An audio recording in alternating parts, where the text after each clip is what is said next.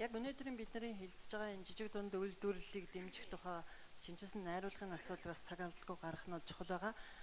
Чин зэрэг сайтын хувьд бол ойлгож байгаа. Ягаад гэвэл хөдөлмөр эрхлэлийг дэмжих сан руу орж байгаа мөнгө чи өөрөө бас нэг гадаадаас ажиллах хүч авах зөвлөлттэй холбоотой тэр урсгал энэ хөдөлмөр эрхлэлийг дэмжих сан руу ордог.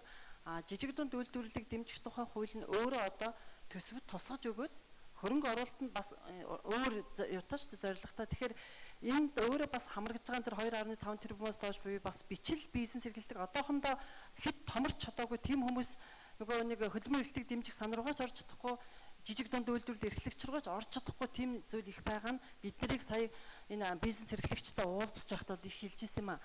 Тэгэхээр энэ хөдөлмөр эрхлэлийг дэмжих сангийн мөнгө ч өөрөө бол бас их хязгаарлагдмал байдаг шүү дээ. 5 сая, 10 сая, за нэг 50 саяас доош mooш гэдэг. Харин одоо энэ хөдөлмөр эрхлэлийг дэмжих сангаас жишээлбэл Чингэлтэй дүүрэгт нэг гэрээ мод тоног төхөөрөмж хийдэг нэг жоохон бичил одоо нэг 3 хүнтэй ч юм уу тийм компани болохоор энэ чинь хөдөлмөр эрхлэлийг дэмжих сан дээр та орохгүй байна гэдээ хасагдчихад идэг. Тэгсээр нэг жижиг дунд руу орохгүй бүр хасагдчихад ийм дундын хүн баг 50-60% таа бас байгаад байгаа учраас бид нар жижиг дунд үйлдвэрлэлийг дэмжих тухай хуулийн энэ заалтыг бол оруулж ирсэн. Тэгэхээр би хэвээр нь үлдээл бас зүгээр болов уу гэсэн байр суурьтай байгаа.